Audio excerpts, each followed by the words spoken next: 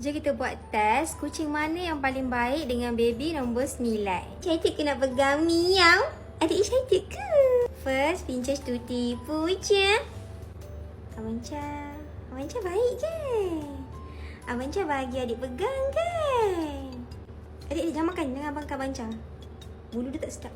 Rasa kepam. Pegang pipi, pegang telinga. Abang Cha baik. Dia bagi adik pegang tak marah pun. 10/10. Bagus Abang Cha ni. Kan adik kan bagus Abang Cha ni. Kedua, Kakak Chai. Kakak Chai. Abang Cha boleh je pegang sebab putih ke? Kakak Chai yang coklat-coklat tak nak? Kakak Chai. Tak nak? Kakak Chai yang selalu teman adik tau kat dalam playpen. Belai. Pandai. Kakak Chai baik kan dengan adik? Ketiga, Abang B. Abang B ni tak comel sangat dia. Tapi pegang je lah. Jaga hati dia. Boleh Abang B? Bagus. Tapi Abang B kedekut tak bagi. Kakak Lan. Kakak Lan dek. Kakak Lan.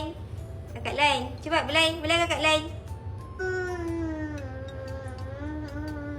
Adik jangan makan Kakak Lan lah.